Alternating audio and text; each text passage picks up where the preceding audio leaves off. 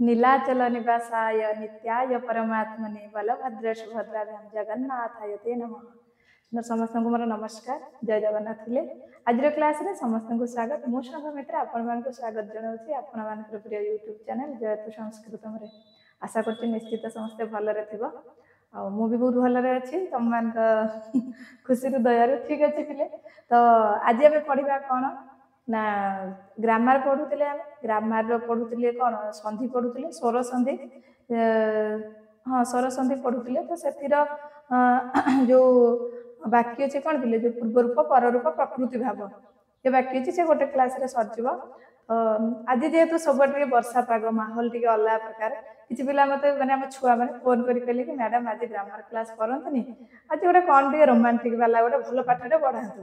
Romantic वाला कौन पढ़ेगा ना जदि देखा कालिदास मेघदूत अभिज्ञान शाकुंतलम एमती बहुत किसी अच्छी तो मु कालिदास पढ़ौनी मु क्या पढ़ेबी आज ना भाषा विरचित जो स्वप्न वासव दत्तम से कहानी आज आम जाना। स्वप्न वासव दत्तम जी भाषा रचना करते तुम मैंने जानिଛ ता विषय आलोचना करवा आ उदयन आ वासव दत्ता लव कहानी विषय आज टे शुणा और से परीक्षार प्रश्न आसी भी जाऊँगी। रिसेंट तुम एलटीआर पड़ता हाँ कि नहीं कि स्वप्न वासव दत्तम नायिका वासव दत्ता कौ देशर थिले अवंती मालव आ अलग एमती सब थिला किए मालव मारिच किए अवंती किंतु अवंती होची पिले राइट आंसर नो अवंती देशर थिले।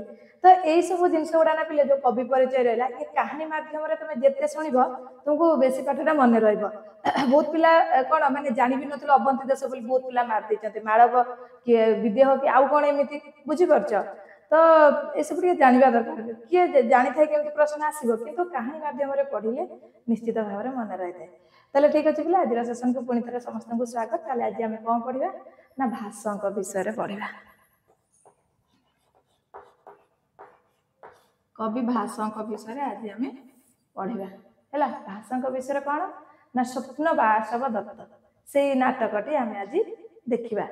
ताले पहले फास्ट टे तुमको कवि जो आमर रहिले जो कवि भाषा कालिदास विभिन्न अच्छा भवभूति आउ किए अच्छा पे आमर दंडी बाण भट्ट नुह भर्तृहरि तापर नैषध चरित्रकार होती श्रीहर्ष आउ जन किए रही जयदेव एमती सब अच्छी कवि मान कथा पढ़ाई तुमको पड़ो। तो कवि परिचय प्राय तुम एसएससी पीजीटी देख लेक्चरशिप देख ओएसएसटी देख ओटीटी तो आसुनी आ जो कौन आमर एलटीआर एसएससी पीजीटी सबुत सब आसूसी नुह आरएचटी सीएचटी सबुत ताले ठीक अच्छे पिले ताले भाषा विषय जदि आज आम फास्ट जाना भाषा पिले ताले नाम कौन ना भाषा आज देखा पिले उपाधि ये गोटे इम्पोर्टान्स जिनसटा उपाधि कहार ना महाकवि ना जो कालिदास नुह भाषा उपाधि जब देखा पिले धावक ये मन रखियो पिले भाषा उपाधि कौन थिला ना धावक आर जदि गोत्र देखिया पिले कौ गोत्र अगस्त्य गोत्र भाषा गोत्र हूँ अगस्त्य उपाधि हूँ धावक नाम हूँ भाषा आ समय यहाँ बहुत इम्पोर्टान्स आसी थाए। तो समय जदि देखा पिले 100 रु 200 भितर है 100 रु 200 हिसाब भितर प्रथम शताब्दी कहुए एमती समयटा तो बहुत मतभेद नुह कि आ उपासक जदि देखा पिले उपासक से को उपासक थे वैष्णव है वैष्णव उपासक थे रीति वैदर्भी रीति हूँ कौन पिले वैदर्भी है रीति हूँ वैदर्भी आ गुण तो प्रसाद माधुर्य अच्छे है गुण कौन प्रसाद माधुर्य आ कौन पिले ओज प्रसाद माधुर्य अज एमती सब गुण थिला आ शैली तो बहुत सरल भाषा प्रयोग कर अकृत्रिम शैली कहुए भी कहीं छाड़ा शैली कौन पिले अकृत्रिम शैली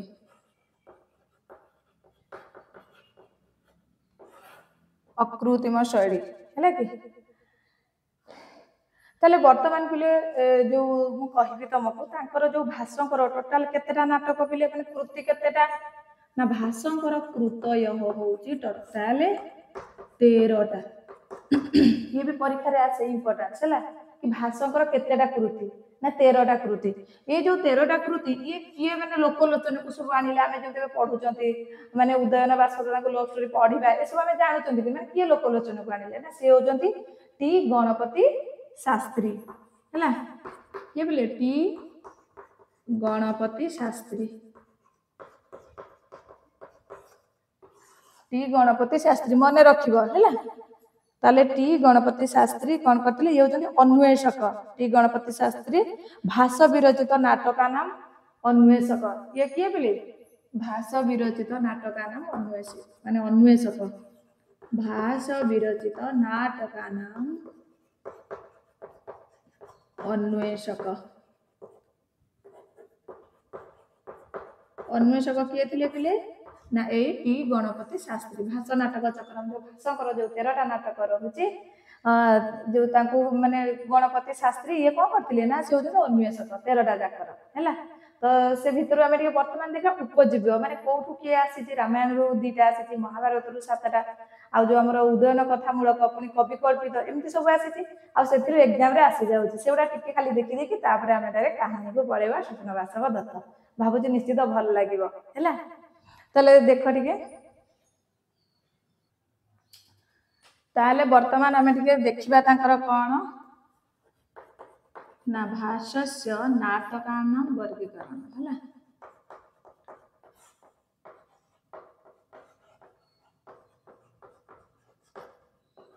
टिके वर्गीकरण करिबा ठीक अछि।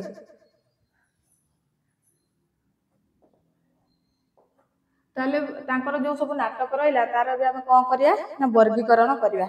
तो रामायण मूलक किछि अछि बिले रामायण मूलक किछि तांकर अछि 2टा अछि आ कोन अछि बिले महाभारत मूलक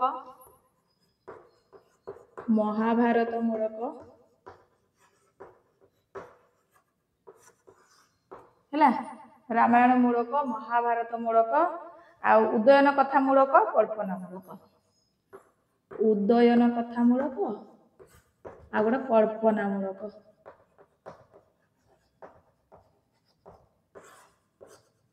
भाषंकर विषय रे तुमे जहाँ भी एग्जाम दियो बोले सेतरु प्रश्न आसी जाय थाए।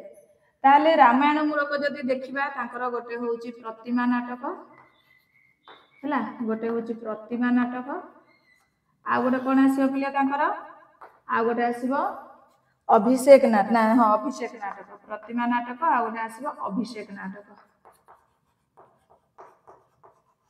टिके मने रखि दबो से माने उपरिया बहुत डायरेक्ट प्रश्न एमती आसी जाउ छै ना कि।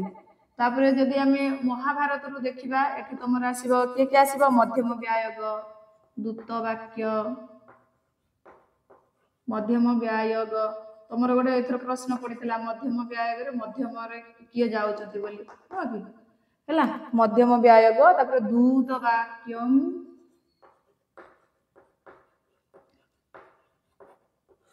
आउ के जीव बिले दूत वाक्यम तापरे आसीबो कर्णभार उरुभंग पंचरात्र कर्णभार उरुभंग पंचरात्र उरुभंग पंचरात्र केतरा हला 1 2 3 4 5 आउ 2टा पंचरात्र आउ बालचरित दूत घटोत्कच। बालचरित आ गोटे कोन बोले दूत घटोत्कच दूत घटोत्कच हैला। ए बडा सब तापरे उदयन कथा मूलक जदि देखिया पिले उदयन कथा मूलक होची 2टा कोन कोन प्रतिज्ञा एवं धरायण स्वप्न वासव दत्त। प्रतिज्ञा योगंधरायण आ गोटे आसीबो स्वप्न वासव दत्त। स्वप्न वासव दत्त देखा जाउची समस्त को पिले। ताले प्रतिज्ञा जगन्धारायण आउ स्वप्न वासव दत्त आउ कल्पना मूलक पिले अभिमारकम आउ दरिद्र चारुदत्त। अभिमारकम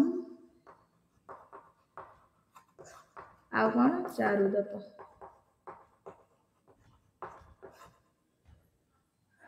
ଏଇଥିଲା ତାଙ୍କର କ'ଣ ଯୋଉ ଭାଷଙ୍କର ଯୋଉ ନାଟକ ମାନଙ୍କର ବର୍ଗୀକରଣ ହେଲା। ଆଉ ଗୋଟେ ଇମ୍ପୋର୍ଟାନ୍ସ ପିଲେ ଅଙ୍କ ସଂଖ୍ୟା ଟିକେ ମନେ ରଖିଦିଅ। ପ୍ରତିମା ନାଟକରେ ଅଙ୍କ କେତେ ପିଲେ 7ଟା ଅଙ୍କ, ଆଉ ଅଭିଷେକ ନାଟକରେ 6ଟା ଅଙ୍କ, ଆଉ ଯୋଉ ରହିଲା ତମର ଏଗୁଡା ସବୁ ମଧ୍ୟମ ବିଭାଗ, ଦ୍ରୁତ ବାକ୍ୟ, କର୍ଣ୍ଣଭାର, ଉରୁଭଙ୍ଗ, ଇଏ ସବୁ କ'ଣ ଇଏ ସବୁ ଏକାଙ୍କି ମାନେ ଗୋଟେ ଗୋଟେ ହେଲା। ଇଏ ସବୁ ଏକ ଏକ। ପଞ୍ଚରାତ୍ରରେ 5 ନା 5 ନୁହଁ ପିଲେ, ପଞ୍ଚରାତ୍ରରେ 3 କାହିଁକି ନା ସେ ଗୋଟେ ସମପ୍ରକାର ହେଲା। ପଞ୍ଚରାତ୍ରରେ 3ଟା ଆଉ ବାଲ ଚରିତ୍ରରେ 5 ଆଉ ଏଇ ଯୋଉ ଦ୍ରୁତ ଘଟୋତ୍କଚରେ ବି 1 ବୁଝିଗଲା ପିଲେ।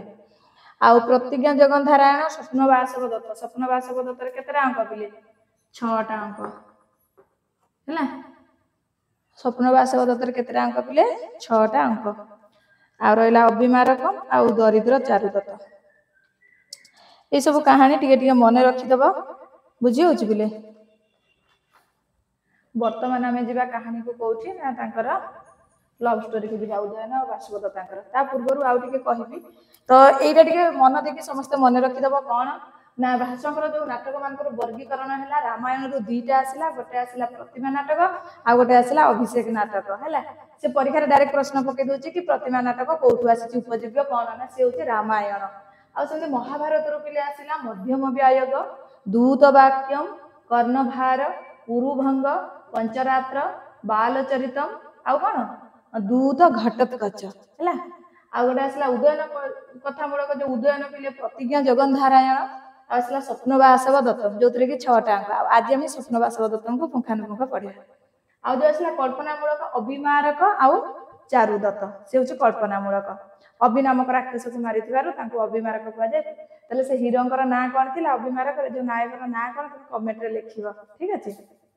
ତ ହଁ ଆଉ ଗୋଟେ କଥା କହିବାକୁ ଭୁଲି ଯାଇଥିଲି ପିଲେ, ଆମର ଅଗଷ୍ଟ 1ରୁ ପାଠପଢା ଷ୍ଟାର୍ଟ ହେବ ପେଡ୍ ବ୍ୟାଚ୍। ଯୋଉମାନେ ଜଏନ୍ ହେବା ପାଇଁ ଇଚ୍ଛୁକ ତମାନେ ଜଏନ୍ ହେଇଯିବ। ମୋ ନମ୍ବର ତ ଜାଣିଛ ସବୁବେଳେ ମୁଁ ଦିଏ 9937331081 ଏଇ ନମ୍ବରରେ କଣ୍ଟାକ୍ଟ କରିପାରିବ, ବୁଝିହେଲା।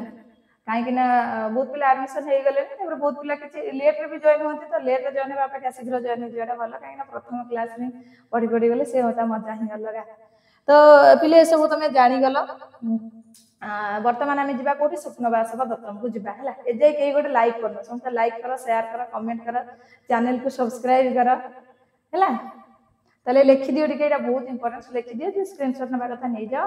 ବର୍ତ୍ତମାନ ଆମେ ସ୍ୱପ୍ନ ବାସବ ଦତ୍ତ କାହାଣୀ ଆଜି ଆଲୋଚନା କରିବା, ବୁଝି ହଉଛି। ତାହେଲେ ଯୋଉ ସ୍ୱପ୍ନ ବାସବ ଦତ୍ତମ ଆମେ ଆଲୋଚନା କରିବା ଆଜି। ମୁଖ୍ୟ ଟପିକ କ'ଣ ପିଲେ ସ୍ୱପ୍ନ ବାସବ ଦତ୍ତମ ହେଲା। ଆଜି ଆମେ କ'ଣ ଦେଖିବା ନା ସ୍ୱପ୍ନ ବାସବ ଦତ୍ତମ ଏଇ ବିଷୟଟିକୁ ଆମେ ଦେଖିବା। ତାହେଲେ ପିଲେ ସ୍ୱପ୍ନ ବାସବ ଦତ୍ତମ ଯଦି ଦେଖିବା, ଇଏ ରୂପକ ଭେଦରେ କ'ଣ ଯିବ, ରୂପକ ଭେଦରେ ହଉଛି ନାଟକ ସ୍ୱପ୍ନ ବାସବ ଦତ୍ତମ ନାଇଁ କି। ଯୋଉ ରୂପକ ଆମର ରହିଲା ଗୋଟେ ରୂପକ ଗୋଟେ ଉପରୂପକ, ରୂପକ ସଂଖ୍ୟା କେତେ 10, ଉପରୂପକ 18। ସେଠି ମାନେ ପରୀକ୍ଷାରେ ବି ଆସିଯାଏ କୋଉଟା ରୂପକରେ ଯାଉନି ହେଲା। ରୂପକ କହିଲେ କ'ଣ ନାଟକ, ପ୍ରକରଣ, ଭାଣ, ବିୟୋଗ, ଇହା, ମୃଗ, ଅଙ୍କ, ଡିମ ମାନେ ହଁ ବିଥି, ପ୍ରହସନ ଏଇଭଳିଆ। ଆଉ ଯଦି ଉପରୂପକ ଦେଖିବା ନାଟିକା, ଯୋଉ ସଟକ, ତ୍ରଟକ, ମଟକ, ଏମିତି ଦୁନିଆ କଥା ଅଛି 18ଟା। ତମେ ଯଦି 10ଟା ରୂପକ ମନେ ରଖିଦଉଛ କ'ଣ ଦରକାର ଉପରୂପକକୁ।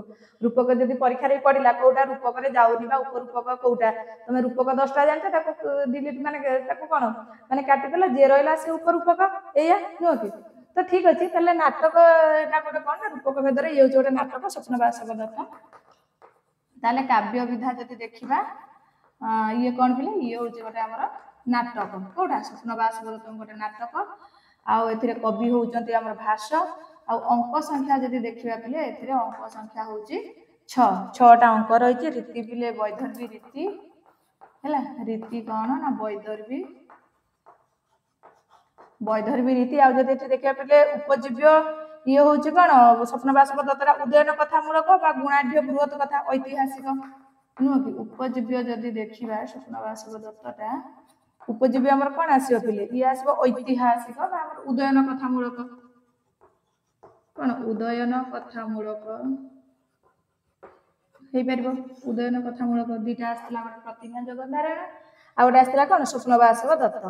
गुणाढ्यकृत बृहत कथा भी तुम कर किसी असुविधा ना। तो ये जब श्लोक देखा बेले श्लोक संख्या आमर के 57टा हूँ श्लोक है।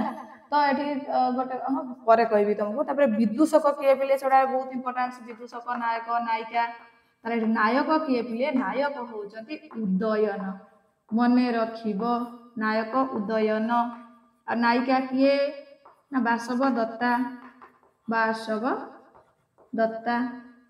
है ये हूँ नायिका बासव दत्ता।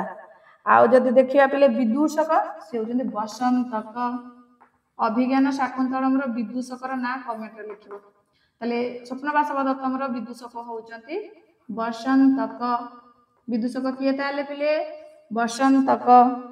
आउ एठी जदि देखिया पिले प्रतिनायक से होउची आरुणी प्रतिनायक किए रे प्रतिनायक होउची आरुणी है प्रतिनायक आरुणी। हाँ ये सब पिले जब पीडीएफ पाइबा तुम चाहूच ताले हम टेलीग्राम चैनल जॉइन हम से सब पीडीएफ मुझे दे बुझीगला। आउ डिस्क्रिप्शन में टेलीग्राम लिंक मुझे तुम जॉइन हो पार।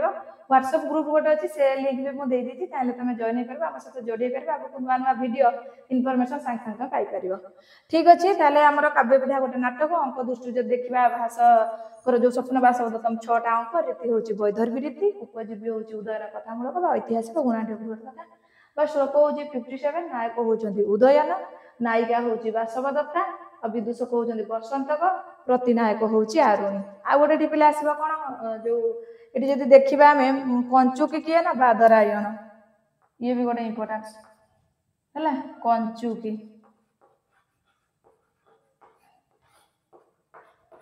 बादरायण कंचुकी किए ताले पिले बादरायण कंचुकी है। आउ भविष्यवाणी देते ज्योतिष 2 जन ज्योतिष नाटा टे रो ज्योतिष 2 जन थे किए किए थे पुष्पक आउ भद्रक पुष्पक आउ भद्रक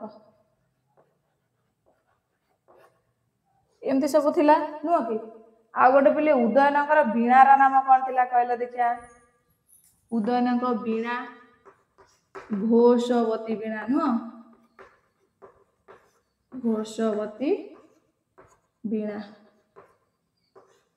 तांको वीणार ना कौन थिला घोषवती वीणा ये गोटे माने इंपोर्टेंस जिनसटा। ताले ठीक अच्छे ये थिला पिले कौन ना भाषंकर जो स्वप्न बासव दत्त मित्र काव्य विधा तो आम जानिले गोटे नाटक अंक 6 रीति वैधर्भी उपजीवी उद्यान कथामूलक श्लोक हूँ 57। तो ये गोटे कथा तुमको कहीदेवी जो 57 श्लोक रहा यहाँ जदि आम देखा कौ जो 6टा अंक रहा 6टा अंकर कौन के अच्छे देखा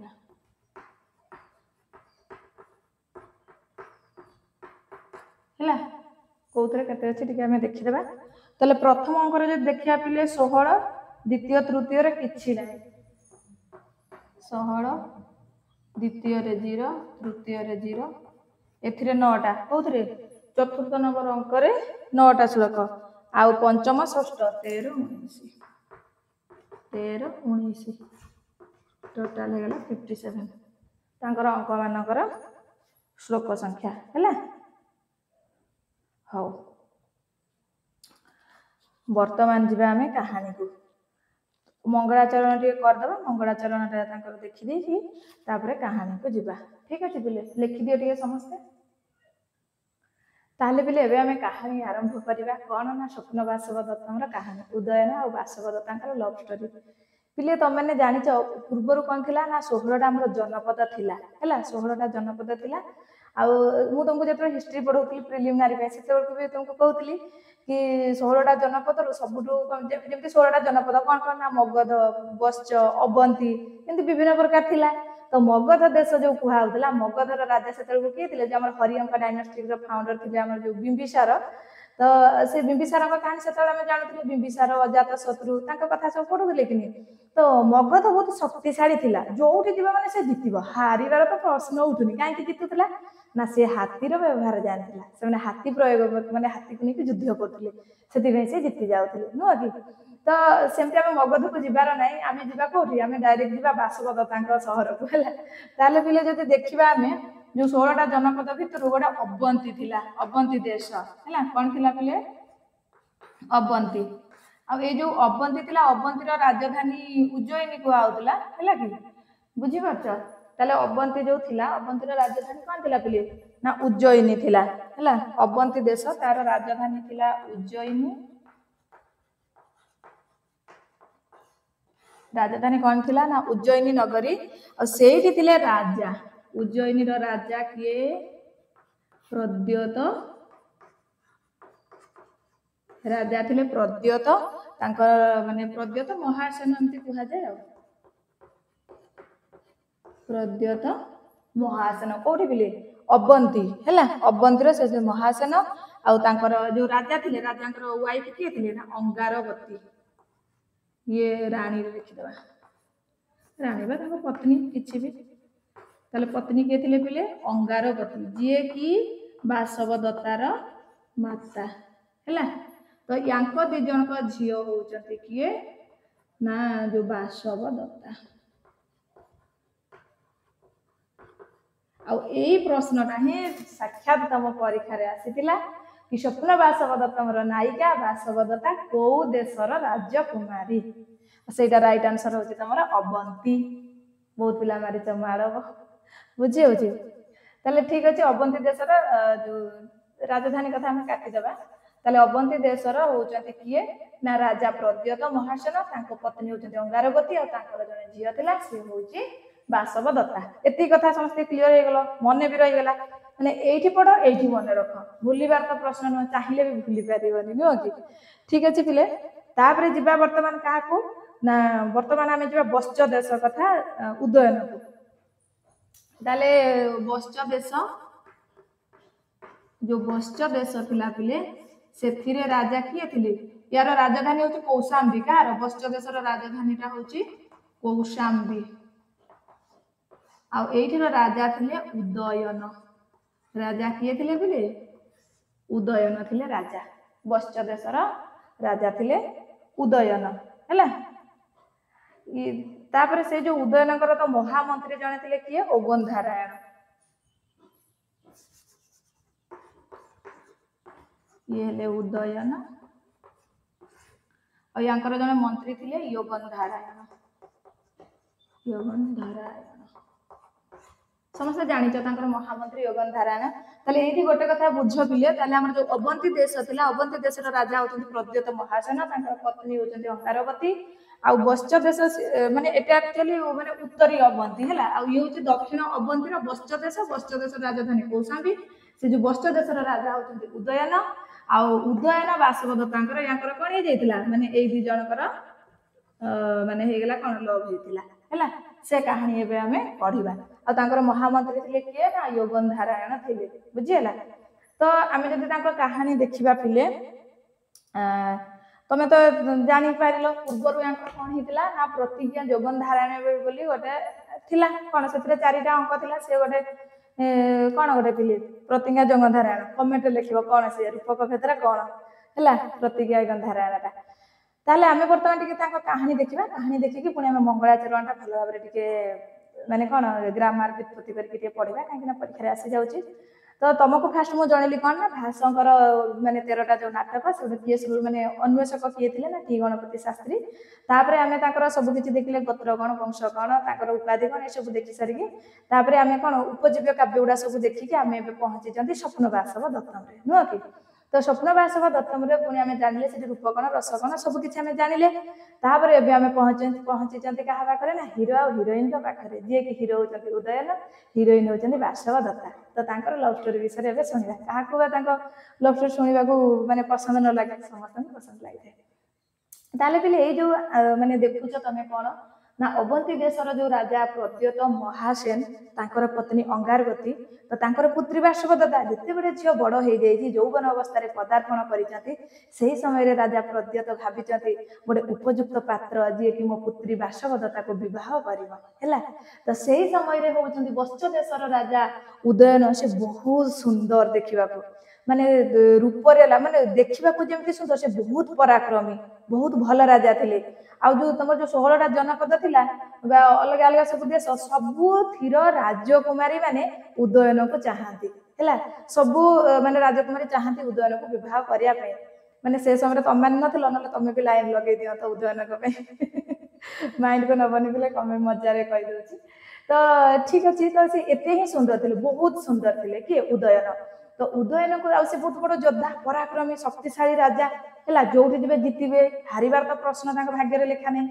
ତ ଏଇ ଜିନିଷ ସବୁ ଦେଖିକି ଯୋଉ ପ୍ରଦ୍ୟତ, ଅଙ୍ଗାରବତୀଙ୍କର ସ୍ୱାମୀ ପ୍ରଦ୍ୟତ ମହାସେନ, ଯିଏକି ବାସବଦତ୍ତାଙ୍କର ବାପା ପ୍ରଦ୍ୟତ ମହାସେନ, ଅବନ୍ତୀର ରାଜା, ସିଏ ଚାହିଁଲେ କେମିତି ମୋ ଝିଅକୁ ଉଦୟନ ବିବାହ କରିବେ। ତ ଉଦୟନ ବଢିଆ ବୀଣା ବାଦକ ଥିଲେ, ସେ ଭଲ ବୀଣା ବଜାନ୍ତି, ବୁଝି ହଉଛି। ତ ପ୍ରଦ୍ୟତ ତାଙ୍କ ପଠେଇଛନ୍ତି ଦୂତକୁ କି ଆଉ ଉଦୟନ ଆସନ୍ତୁ, ଆଉ ମୋ ଝିଅକୁ ବୀଣା ଶିକ୍ଷା ଦିଅନ୍ତୁ। କିନ୍ତୁ ୟୋଗନ ଧାରଣ ହଉଛନ୍ତି ତାଙ୍କର ମନ୍ତ୍ରୀ, କାହାର ନା ଉଦୟନଙ୍କର। ସେ ଭାରି ଚାଲାକ, ସେ କହିଲେ କଣ ଆମ ଏତେ ବଡ ରାଜା, ଇଏ ଯାଇକି ତାଙ୍କ ଘରେ ଶିକ୍ଷା ଦେବେ, କି କଥା କହିକି ସେ ଡାଇରେକ୍ଟ ମନା କରିଦେଲେ। ତାପରେ ଉଦୟନ କହିଲେ ଯଦି ତାଙ୍କ ଝିଅ ବୀଣା ଶିଖିବା ପାଇଁ ଇଚ୍ଛୁକ, ତାହେଲେ ଆମ ଦେଶକୁ, ବସ୍ତ ଦେଶକୁ ଆସନ୍ତୁ, ଆମେ ଶିଖେଇବୁ। କିନ୍ତୁ ଯୋଉ ପ୍ରଦ୍ୟତ ଚାହିଁଲେନି ତାଙ୍କ ଝିଅକୁ ସେଠି ପଠେଇବା ପାଇଁ। ଏସବୁ କାହାଣୀ ଗଲା। ତାପରେ କଣ ହେଇଛି, ଦେଖିଲେ ଏସବୁ ଏ କାହାଣୀ ଫେଲ ମାରିଲା କାହାର, ପ୍ରଦ୍ୟତଙ୍କ ପାଖରେ। ସେଇଠୁ ପ୍ରଦ୍ୟତ ମାନେ ମହାସେନ ପ୍ରଦ୍ୟତ କହୁଛନ୍ତି କଣ କରିବା, ଯେମିତି ହେଲେ ବି ମୋ ଝିଅକୁ ଉଦୟନ ମ୍ୟାରେଜ କରିବେ ମାନେ କରିବେ। ସେଇଠୁ ସେ ଗୋଟେ ପ୍ଲାନ ରଚିଲେ। କଣ ପ୍ଲାନ କଲେ ନା, ରାଜାଙ୍କର ଗୋଟେ ଥିଲା, ସେ ଯୋଉ ମଦମସ୍ତ ହସ୍ତି ମାନଙ୍କୁ ସେ ଯୋଉ ଘସପତି ବୀଣା ମାଧ୍ୟମରେ ତାଙ୍କୁ ପୁରା ଆୟତ କରୁଥିଲେ, କିଏ, ରାଜା ଉଦୟନ। ତ ସେଇଠୁ ପ୍ରଦ୍ୟତ ମହାସେନ କହିଲେ, ସିଏ ଗୋଟେ ମାନେ କଣ ଗୋଟେ ଆର୍ଟିଫିସିଆଲ ଏଲିଫାଣ୍ଟ ବନେଇଲେ, କିଏ, ଯୋଉ ପ୍ରଦ୍ୟତ ମହାସେନ। ତାପରେ ଖବର ଦେଲେ କି ହାତୀକୁ କିଏ ଧରି ପାରିବ, ଏମିତି କିଛି ଗୋଟେ କଲେ। କାହିଁକି ନା ଯୋଉ ଆମର ଉଦୟନ, ସେ ସବୁବେଳେ ହାତୀ ମାନଙ୍କୁ ମାନେ କଣ କାବୁ କରନ୍ତି ହେଲା। ତ ତାଙ୍କର ଗୋଟେ ହସ୍ତି ବି ଥିଲା, ସେ ହସ୍ତିର ନାଁ କଣ ଦେଖିବା, କିଏ କହିପାରିବ? ନା ରାଜାଙ୍କର ହାତୀର ନାଁ ଥିଲା ପିଲା ନଳଗିରି ହେଲା। ନଳଗିରି, ସେ ହାତୀର ଗାର୍ଲଫ୍ରେଣ୍ଡ ଭଦ୍ରବତୀ, ଏମିତି ଥିଲା। ତ ଯାହା ବି ହଉ, ତ ସେଇ ସମୟରେ ରାଜାଙ୍କ ପାଖକୁ ଖବର ପଳେଇଛି ଉଦୟନଙ୍କ ପାଖକୁ। ଉଦୟନ କହିଲେ ଚାଲ ଯିବା, ଏଇଟା ଗୋଟେ କଥା, କଣ ଏତେ ଏତେ ହାତୀ ଆମେ କାବୁ କରୁଛୁ, ଇଏ ଗୋଟେ କି ହାତୀ ଧରି ପାରିବନି, ଚାଲ। ସୈନ୍ୟ ସାମନ୍ତ ଧରି ବାହାରିଲେ। ତ ଯାଉଛନ୍ତି, ଗଲା ବେଳକୁ ବାଟରେ ତାଙ୍କ ସୈନ୍ୟମାନେ ପଛରେ ରହିଯାଇଛନ୍ତି, ରାଜା ଉଦୟନ ଆଗକୁ ପଳେଇ ଯାଇଛନ୍ତି। ତାପରକୁ ସେଠି ସେ ଦେଖିଲେ ପୁରା ହ୍ୱାଇଟ୍ କଲର, କଣ ମାନେ ଆର୍ଟିଫିସିଆଲ ଏଲିଫାଣ୍ଟ, କୃତ୍ରିମ ହସ୍ତି ବନା ହେଇଥିଲା।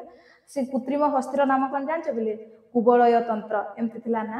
ତାପରକୁ ଯାଇଛନ୍ତି, ଇଏ ତାକୁ କାବୁ କରିବା ପାଇଁ ଚାହିଁଲା ବେଳକୁ ସେ ହାତୀ ଭିତରୁ ବାହାରୁଛନ୍ତି ତାଙ୍କ ସୈନ୍ୟମାନେ। କିନ୍ତୁ ପ୍ରଦ୍ୟତ କହିଥିଲେ ବନ୍ଦୀ କରିବ ତାଙ୍କୁ, ମାନେ ତାଙ୍କୁ ପ୍ଲାନ କରାଯାଇଥିଲା, ଯେତେବେଳେ ଉଦୟନ ଆସିବେ ତାଙ୍କୁ ତମେ ବନ୍ଦୀ କରିବ। ବନ୍ଦୀ କରିବା ନାଁକୁ ମାତ୍ର ବନ୍ଦୀ, କିନ୍ତୁ ତାଙ୍କୁ ଜୁଇଁ ଭଳିଆ ସମ୍ମାନେ ତାଙ୍କୁ ଆମର ଅବନ୍ତୀ ଦେଶକୁ ଅଣାଯିବ।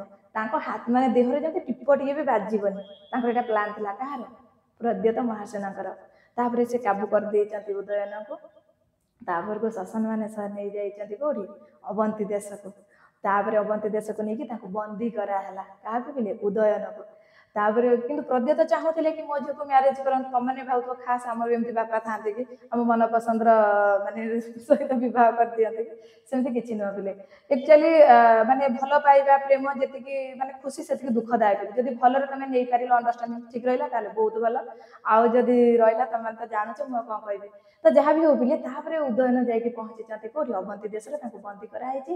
ତାପରକୁ ରାଜା ପ୍ରଦ୍ୟତ ମହାସେନ ତାଙ୍କୁ କହିଛନ୍ତି ତମେ ବୀଣା ଶିଖେଇବ ମୋ ଝିଅକୁ। ମୋ ଝିଅକୁ ମାନେ କାହାକୁ, ବାସବଦତ୍ତାକୁ। ସେଇଠୁ ଉଦୟନ ତାଙ୍କୁ ବୀଣା ଶିକ୍ଷା ଦେଇଛନ୍ତି, ଆଉ ତାଙ୍କର ଗୁରୁ ହେଇଗଲେ ଉଦୟନ। ଆଉ ବୀଣା ଶିକ୍ଷା ଦଉ ଯେହେତୁ ଉଦୟନ ବି ଯୌବନ ଅବସ୍ଥାରେ ଅଛନ୍ତି, ବାସବଦତ୍ତା ବି। ତ ଧୀରେ ଧୀରେ ତାଙ୍କର ପ୍ରେମ ସମ୍ପର୍କ ବଢି ଯାଇଛି, ଆଉ ଦୁଇ ଜଣଙ୍କ ଭିତରେ ପ୍ରେମ ହେଇଯାଇଛି। କାହା କାହା ଭିତରେ, ନା ବାସବଦତ୍ତା ଆଉ ଉଦୟନ। ତାହେଲେ ସ୍ୱପ୍ନ ବାସବଦତ୍ତାର ନାୟକ କିଏ, ନା ଉଦୟନ। ସେ କୋଉ କୋଟିର ନାୟକ ପିଲେ, ଦେଖ କହିବାକୁ ଭୁଲି ଯାଇଛି, ସେ ବା ଧୀର ଲଳିତ ହେଲା। ସେ ନାୟକ କୋଉ କୋଟିର ପିଲେ, ନା ଉଦୟନ ହଉଛନ୍ତି ଧୀର ଲଳିତ।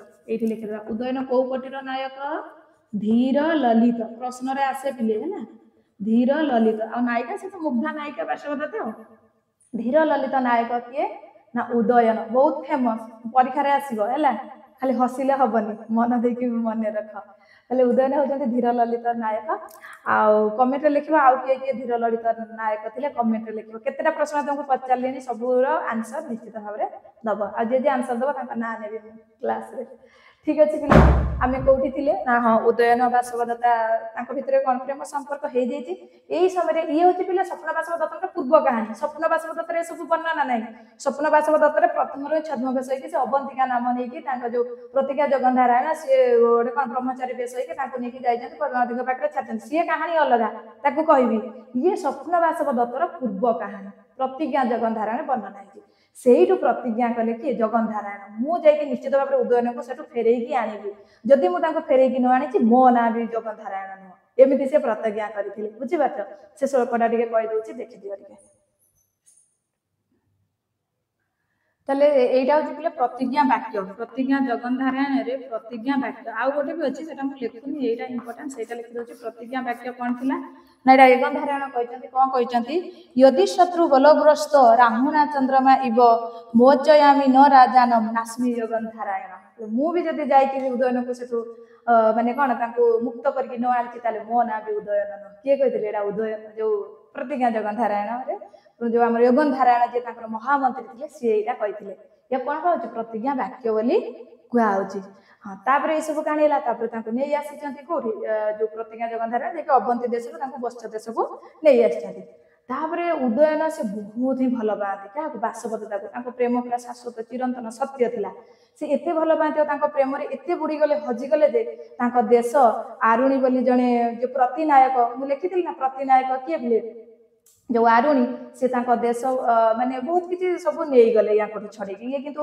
माने प्रेम माने एते विहल हो गले माने किसी जना ही पड़ानी सपने शयन जागरण खाली बासवदत्ता बासवदत्ता बासवदत्ता नुह कि तो यही सब देखिक जो राज्य सब छड़े नहीं गले अवस्था पूरा खराब हो सारा यही समय जो आमर रही महामंत्री जगन्नारायण सी बहुत माने विचक्षण बुद्धि थे आ मंत्री तो सेमती हवा दरकार जिते तुम कौटिल्य अर्थशास्त्र पढ़ुव मनुकर जो मनुस्मृति से सब लिखाए मंत्री कौ भाया हवा दरकार कौन गुण रहा दरकार राजा कौ भाया हवा दरकार तो से सब गुण थी क्या पाखे जगन्नारायण पाखे सी सांगे सांगे माइंड को आनिला राजा जदि बासवदत्ता प्रेम एमती हजिजे ताले सब किसी सरीजा कि रही बुझीला तो सांगे सांगे से गोटे प्लान रचिले बासवदत्ता सहित बासवदत्ता को भी मानिया पड़ो जी कि मैंने प्लान भी राजी हो जाती तापर को से जो ज्योतिष दी जन थे पुष्पक आ मणिभद्र पाखक गले भद्रक जो पुष्पक कहले कौन कर सी से देखिए कहले जदि तुम जो मगधर राजा जो दर्शक भौणी हूँ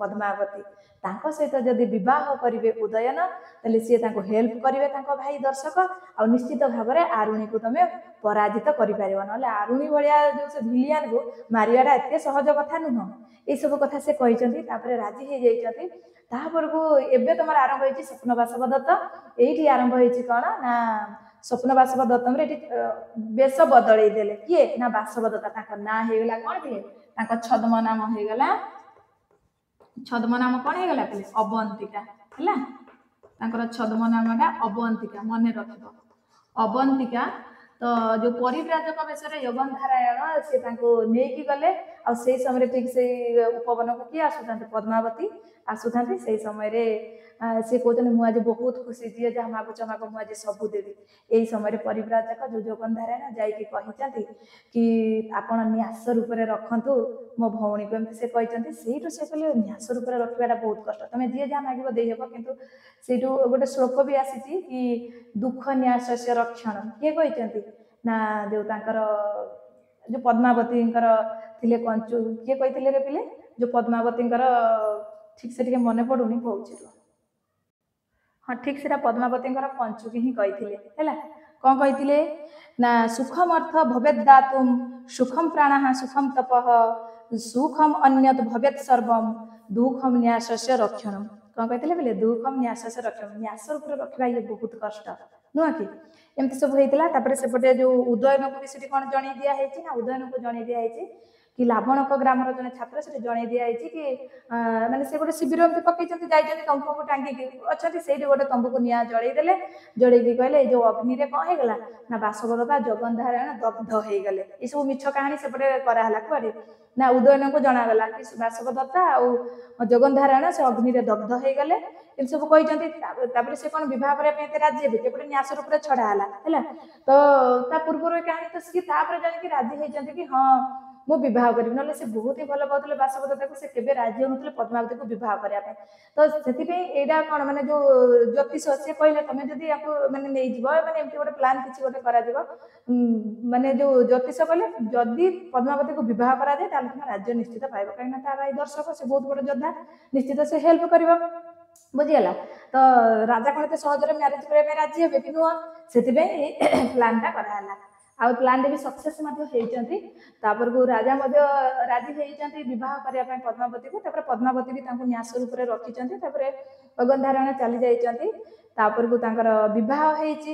ସେ ତ ଅଙ୍କ ୱାଇଜ 6ଟା ଅଙ୍କରେ ସେ ଆଉ ଗୋଟେ କ୍ଲାସରେ ଆମେ କ'ଣ କରିବା ନା ଅଙ୍କ ୱାଇଜ ଆଲୋଚନା କରିବା। ପ୍ରଥମ ଅଙ୍କରେ କ'ଣ ହେଲା, ଦ୍ୱିତୀୟ ଅଙ୍କରେ କ'ଣ ହେଲା, ତୃତୀୟ ଅଙ୍କରେ, ଏମିତି କରିକି ଷଷ୍ଠ ଅଙ୍କ ଯାଇ ଆମେ ଯିବା।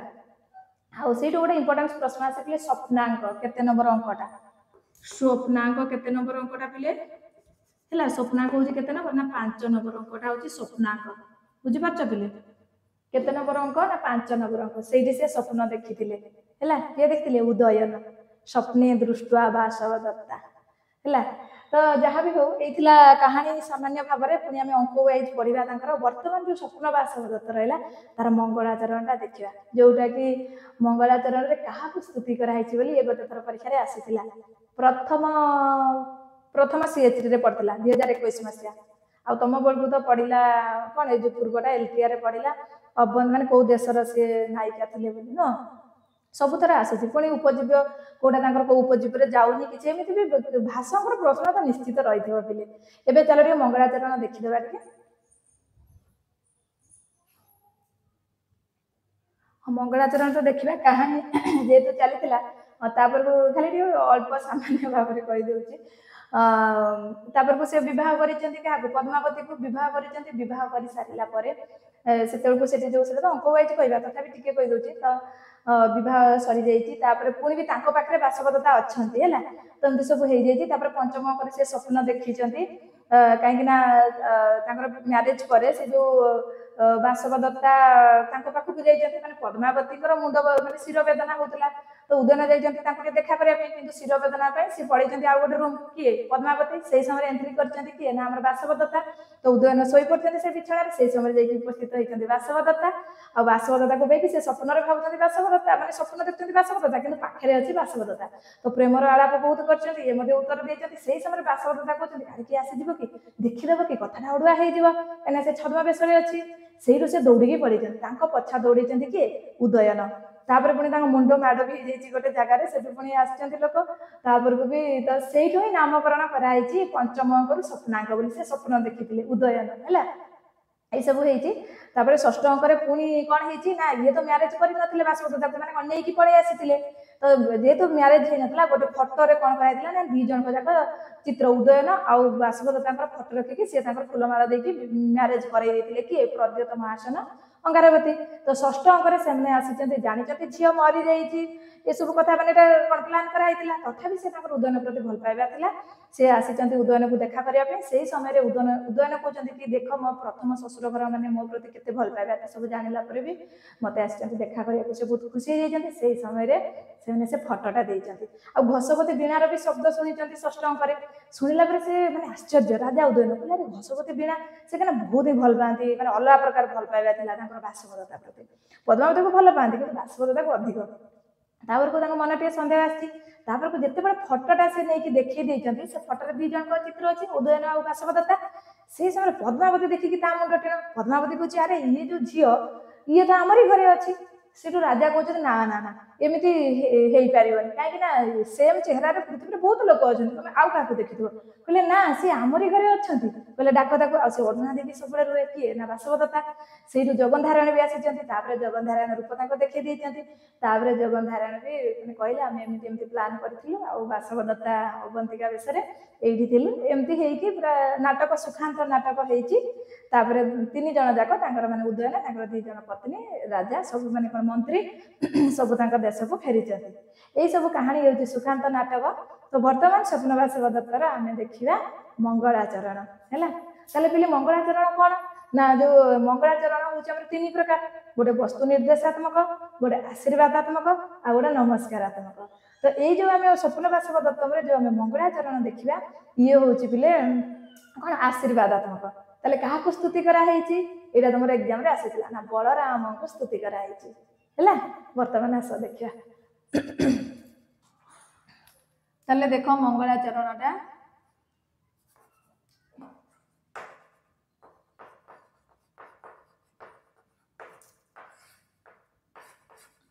मंगलाचरण है ताले उदयन बिंदु सवर्णा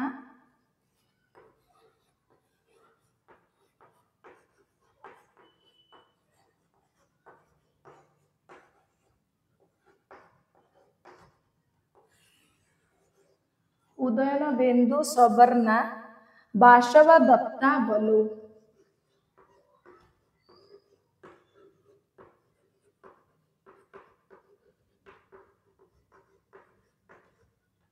उदयन बिंदु सवर्णा वासव दत्ता बलु बलस्य त्वाम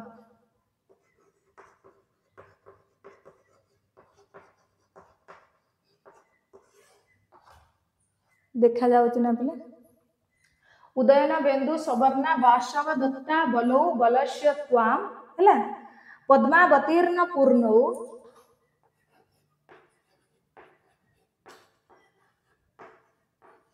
पद्मावतीर्ण पूर्णौ हैला पद्मावतीर्ण पूर्णौ वसंत कमरौ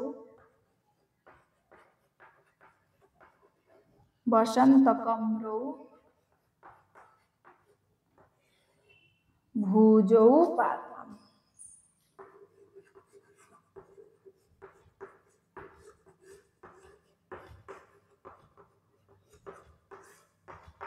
ये हूँ मंगलाचरण कहार मंगलाचरण ना आमर स्वप्न वासव दत्तमर मंगलाचरण है उदयन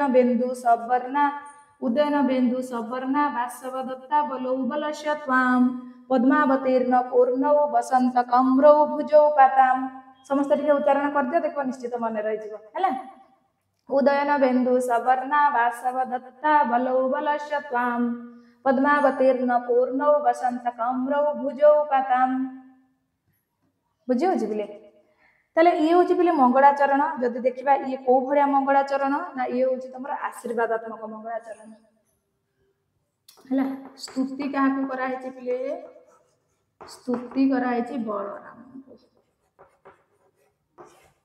है ये को प्रकार जदि देखा पिले आशीर्वादात्मक प्रकार कौन पिले आशीर्वादात्मक मंगलाचरण ये कौ भाया मंगलाचरण पिले आशीर्वादात्मक मंगलाचरण है आउ जदि एथिरे आमे देखिबा वर्तमान टिके तार कोन ग्रामर टिके देखिबा आमे उदयन बिंदु सवर्ण रे आउ छंद तो आर्या छंद अष्टापद नांदी कुआ जाए है कि ताले ठीक अछि पिले वर्तमान देख उदयन बिंदु सवर्ण जदि आमे अन्वय करबा अन्वयटा टिके देखि दियो काहे ना अन्वय न हेतु तो बुझिबाटा टिके कष्टकर व्यापार नुह कि ताले देख पिले अन्वयटा कोन उदयन बिंदु सवर्ण आशव दत्ता बलौ पद्मावतीर्ण पूर्णौ वसंत कमरौ बलस्य भुजौ त्वाम पातम ये आशीर्वादात्मक मंगलाचरण है ताले एठी जो कहला उदयन बिंदु सवर्ण माने उदयन बिंदु सवर्ण आशव दत्ता बलौ है पद्मावतीर्ण पूर्णौ वसंत कमरौ ये सब कौन ना बलस्य भुजौ त्वाम पाताम ताले ये सब बोले जो भुजौ रहा भुजौ सब विशेषण है कौड़ा ना उदयन बिंदु जो सवर्णा वासव दत्ता बलौ पद्मावतीर्ण पूर्णौ वसंत कमरौ भुजौ बलस्य त्वाम पातम माने रक्षा करंतु देखि दियो समस्त टिके ताले एठिरो अर्थ पिले कोन आसुची कहबी अर्थ होची पिले उदयन बिंदु सवर्ण यार अर्थ कोन ना उदयकालीन नूतन चंद्र परि धवल वर्ण होइथिबा एटा ताले जो बल हमर जो बलस्य रहिला तार विशेषण जानिच हैला ताले उदयकालीन जो नूतन चंद्र परि धवल माने चंद्र तुल्य नाटकर नायक वस्त्रराज उदयन कथाठी आसुची याको पिले जो कौन वस्तु निर्देशात्मक भी रे जीव कहीं एटी माने पात्र मानकर भी खबर आसुची माने सूचना मिलुची हैला कि ताले जानिलो उदयन बिंदुर अर्थ टिके बुझी जाओ उदयन बिंदु सवर्ण माने उदयकालीन नूतन चंद्र परि धवल जोटा कि चंद्र तुल्य नाटकर नायक वस्त्रराज उदयन ହେଲା। ଉଦୟକାଳୀନ ନୂତନ ଚନ୍ଦ୍ର ପରି ଧବଳ ବର୍ଣ୍ଣ ହୋଇଥିବା କୁହାହଉଛି। ଆଉ କଣ ନା ସେ ଯୋଉ ଭୁଜଉ କହୁଛନ୍ତି ତାଙ୍କ ହାତ ଦିଟା କିପରି ନା ଉଦୟନ ବିନ୍ଦୁ ସବର୍ଣ୍ଣ। ଆଉ କଣ ନା ଆସବ ଦତ୍ତା ବଲଉ, ଏଇଟା ଦେଖ ଆଉ ଗୋଟେ ଆସିଲା ଆସବ ଦତ୍ତା ବଲଉ। ତୁମେ ବୁଝିଗଲ ଉଦୟନ ବିନ୍ଦୁ ସବର୍ଣ୍ଣ ବୁଝିଗଲ। ବର୍ତ୍ତମାନ ଆସବ ଦତ୍ତା ବଲଉ, ଆସବ ଦତ୍ତା ବଲଉ ମାନେ ପିଲେ ମଦ୍ୟପାନ ହେତୁ ବଳଶାଳୀ। ତାହେଲେ ଏଠି ଯଦି ବୁଝିବା ଆମେ ମାନେ ଆମ ଯୋଉ ଚରିତ୍ରର କାହାର ସୂଚନା ମିଳିବ ନା ବାସବ ଦତ୍ତାଙ୍କ ସହାୟତାରେ ନାଟକର ଯୋଉ ନାୟିକା ବାସବ ଦତ୍ତା ହେଲା। ତାହେଲେ ଆସବ ଦତ୍ତା ବଲଉ ମାନେ ମଦ୍ୟପାନ ହେତୁ ଅତ୍ୟନ୍ତ ବଳଶାଳୀ ହୋଇଥିବା। ୟାର ଅର୍ଥ କଣ ମଦ୍ୟପାନ ହେତୁ ଅତ୍ୟନ୍ତ ବଳଶାଳୀ ହୋଇଥିବା ଅଥବା ଅବଳାଙ୍କୁ ମାନେ ରେବତୀଙ୍କୁ ମଦ୍ୟପାନ କରାଉଥିବା ଏମିତି ବୋଲି ଆସୁଛି। ତାପରେ ଆସିଲା ପଦ୍ମାବତୀର୍ଣ୍ଣ ପୂର୍ଣ୍ଣଉ, ପଦ୍ମାବତୀର୍ଣ୍ଣ ପୂର୍ଣ୍ଣଉ ତାର ଅର୍ଥ ଯଦି ଦେଖିବା ପିଲେ ପଦ୍ମାବତୀର୍ଣ୍ଣ ପୂର୍ଣ୍ଣଉର ପଦ୍ମାବତୀଙ୍କର ମାନେ ଲକ୍ଷ୍ମୀଙ୍କର ପ୍ରକାଶରେ ଅତ୍ୟନ୍ତ ମନୋରମ ହୋଇଥିବା କଣ ନା ବସନ୍ତ କମ୍ରଉ ମାନେ ବସନ୍ତ ଋତୁ ପରି ସୁନ୍ଦର ହୋଇଥିବା। ବସନ୍ତ କମ୍ରଉ ଦେଖିଦିଅ ତାହେଲେ ବସନ୍ତ ଋତୁ ପରି ସୁନ୍ଦର ହୋଇଥିବା। ବଳସ୍ୟ, ବଳସ୍ୟ ମାନେ ଏଠି କାହାକୁ ବୁଝେଇବା ପିଲେ ଯୋଉ ବଳସ୍ୟ ଆସିଲା, ବଳସ୍ୟ ମାନେ ବଳରାମଙ୍କର, ବଳସ୍ୟ ମାନେ କିଏ ବୋଲି ବଳରାମଙ୍କର। ଆଉ ଏଇ କଥାଟା ହିଁ ପରୀକ୍ଷାରେ ତମର ପଡିଥିଲା। କାହାକୁ ସ୍ତୁତି କରାଯାଇଛି ନା ବଳରାମଙ୍କୁ ସ୍ତୁତି କରାଯାଇଛି। ତାହେଲେ ଏଇ ଯୋଉ ବଳରାମଙ୍କର କଣ କହୁଛି ନା ବଳରାମଙ୍କର ଭୁଜଉ ମାନେ ବାହୁ ଦୁଇଟି, ଭୁଜଉ ମାନେ କଣ ପିଲେ ବାହୁ ଦୁଇଟି, ତ୍ୱାମ୍ ପାତାମ୍ ମାନେ ତୁମମାନଙ୍କୁ ରକ୍ଷା କରନ୍ତୁ ହେଲା। ତ୍ୱାମ୍ ପାତାମ୍ ମାନେ ତୁମକୁ ରକ୍ଷା କରନ୍ତୁ। ତୁମକୁ ମାନେ କିଏ ମାନେ ପାଠକ ମାନଙ୍କୁ ଦର୍ଶକ ମାନଙ୍କୁ ରକ୍ଷା କରନ୍ତୁ। ମଙ୍ଗଳାଚରଣ ନିର୍ବିଘ୍ନ ପରିସମାପ୍ତି ନିମନ୍ତେ ସବୁ କରାଯାଇଥାଏ ହେଲା। ତାହେଲେ ବସନ୍ତ କମ୍ରଉ ମାନେ ବୁଝିଲ ବସନ୍ତ ଋତୁ ପରି ରମଣୀୟ। ତାହେଲେ ଏଠି ଯଦି ପାତ୍ର ଚରିତ୍ର ସୂଚନା କାହାର ମିଳିବ ନାଟକ ବିଦୂଷକ ହେଲା। ବିଦୂଷକ ଆମର ବସନ୍ତକ ଯୋଗୁ ଯୋଉ କମନୀୟ ହେଇଥିବା କଥା ଏଠି ଜଣା ପଡିବ। ଆଉ ବଲସ୍ୟ ଭୁଜଉ ମାନେ ବଳରାମଙ୍କର ବାହୁ ଯୁଗଳ, ଏଠି ଉଦୟନଙ୍କ ଭୁଜ ଦୁଇଟି ବୁଝେଇବ। ତ୍ୱାମ୍ ପାତାମ୍ ମାନେ ଆପଣ ମାନଙ୍କୁ ରକ୍ଷା କରନ୍ତୁ। ବୁଝିଗଲା। ତାହେଲେ ପିଲେ ତମେ ଜାଣିଲ ମହାକବି ଭାସ ଏଇ ଯୋଉ ନାଟକର ମୁଖ୍ୟ ପାତ୍ର ମାନଙ୍କ ନାମ ନିର୍ଦ୍ଦେଶଟି କରିଛନ୍ତି କି ଉଦୟନ ହଉଛନ୍ତି ନାଟକର ନାୟକ, ବାସବ ଦତ୍ତା ହଉଛି ନାୟିକା, ପଦ୍ମାବତୀ ଉପନାୟିକା ଆଉ ବସନ୍ତକ ନାଟକର ବିଦୂଷକ। ଏଇ ସବୁ କଥା ତମେ ଜାଣିଲ। ତାହେଲେ ଉଦୟକାଳୀନ ଚନ୍ଦ୍ର ପରି ଧବଳ ମଦ୍ୟପାନରେ ଅତ୍ୟନ୍ତ ବଳଶାଳୀ ଭଗବାନ ବଳରାମଙ୍କ ଲକ୍ଷ୍ମୀଙ୍କ ପ୍ରକାଶରେ ପରିପୂର୍ଣ୍ଣ ହୋଇଥିବା, ବସନ୍ତ ଋତୁ ପରି କମନୀୟ ହେଇଥିବା ବାହୁ ଯୁଗଳ ଆପଣ ମାନଙ୍କର ରକ୍ଷା କରନ୍ତୁ। ଏଇଥିଲା କଥା ପିଲେ। ଇଏ ହଉଛି କଣ ନା ଆଶୀର୍ବାଦାତ୍ମକ ମଙ୍ଗଳାଚରଣ। ବୁଝିହେଲା ତ ମଙ୍ଗଳାଚରଣ ନିଶ୍ଚିତ ବୁଝିପାରିଥିବ। ବଳରାମଙ୍କୁ ସ୍ତୁତି କରାଯାଇଛି ପ୍ରକାର ଆଶୀର୍ବାଦାତ୍ମକ ପ୍ରକାର। ଆଉ ଏଠି ତ ଗୁଡା ସବୁ କଣ ଭୁଜୌର ବିଶେଷଣ ଗୁଡା ଉଦୟନ ବିନ୍ଦୁ ସବର୍ଣ୍ଣ, ଆସବ ଦତ୍ତା ବଲଉ, ପଦ୍ମାବତୀର୍ଣ୍ଣ ପୂର୍ଣ୍ଣଉ, ବସନ୍ତ କମ୍ରଉ ସବୁ କାହାର ଭୁଜୌର ବିଶେଷଣ। ଆଉ ବଲସ୍ୟ ପିଲେ ଏଇଠି କହିବ ବଲସ୍ୟ, ଇଏ ତମକୁ କାରକ ପଚାରୁଛି ମୁଁ। ଏଇ ଯୋଉ ବଲସ୍ୟ ରହିଲା ଏଇଟା ମାନେ କୋଉ ଭଳିଆ ଷଷ୍ଠୀ, ବଲସ୍ୟର କାରକ ବିଭକ୍ତି କଣ କହିବ କମେଣ୍ଟରେ। ଠିକ ଅଛି ପିଲେ। ତାହେଲେ ମଙ୍ଗଳାଚରଣଟା ବହୁତ ସୁନ୍ଦର ଭାବରେ ଆମେ ଆଲୋଚନା କଲେ। ଇଏ ହଉଛି କଣ ଆଶୀର୍ବାଦାତ୍ମକ ମଙ୍ଗଳାଚରଣ ହେଲା। ତାହେଲେ ଏଇଥିଲା ଆଜିର ଆମର ସ୍ୱପ୍ନ ବାସବ ଦତ୍ତ ବିଷୟରେ। ଆଉ ବେଶୀ କିଛି ତ ଆଲୋଚନା କରିନାହାନ୍ତି, ମୋର ସାମାନ୍ୟ ଜ୍ଞାନର କିଛି ମୁଁ ତମକୁ କହିଛି। ନିଶ୍ଚିତ ଭାବୁଛି ଆଜିର କ୍ଲାସଟି ଭଲ ଲାଗିଥିବ। ଆଉ ଅଧିକରୁ ଅଧିକ ପିଲା କମେଣ୍ଟ କରିବ ଆଜିର କ୍ଲାସ କେମିତି ଥିଲା। ଭାଷଙ୍କର ସ୍ୱପ୍ନ ବାସବ ଦତ୍ତ ପଢିକି କିଛି ନୂଆ ଶିଖିଲ କି ନାହିଁ ସେ ବିଷୟରେ ଟିକେ କଣ କମେଣ୍ଟରେ ଲେଖିବ। କ୍ଲାସ କେମିତି ଲାଗିଲା ଫିଡବ୍ୟାକ୍ ତ ନିଶ୍ଚିତ ଦବ ହେଲା କି ପିଲେ। କମେଣ୍ଟ ନିଶ୍ଚିତ କରିବ, କମେଣ୍ଟ କରିବ, ଲାଇକ୍ କରିବ, ସେୟାର କରିବ। ବୁଝି ହଉଛି। ତାହେଲେ ଆଜି ପାଇଁ ଏତିକି। ଆଉ ପୁଣି ଆମେ ଦେଖା ହେବା ନେକ୍ସଟ କ୍ଲାସରେ। ଆଉ ଯୋଉମାନେ ଆମର ପେଡ୍ ବ୍ୟାଚରେ ଜଏନ୍ ହେବା ପାଇଁ ଇଚ୍ଛୁକ ଜଲ୍ଦି ଜଲ୍ଦି ଜଏନ୍ ହେଇଯାଆନ୍ତୁ, କାହିଁକିନା ଅଗଷ୍ଟ 1ରୁ ସକାଳ 5:30 ଘଟିକାରୁ ଆମର କ୍ଲାସ ଆରମ୍ଭ ହେବାକୁ ଯାଉଛି। ଆଉ ତେଣୁକରି ସମସ୍ତଙ୍କୁ ରହିଲା ଯୋଉମାନେ ଇଚ୍ଛୁକ ଜଏନ୍ ହେଇପାରିବେ। ଆଜି ପାଇଁ ତାହେଲେ ଏତିକି ପିଲେ। ଜୟ ଜଗନ୍ନାଥ, ସମସ୍ତଙ୍କୁ ନମସ୍କାର।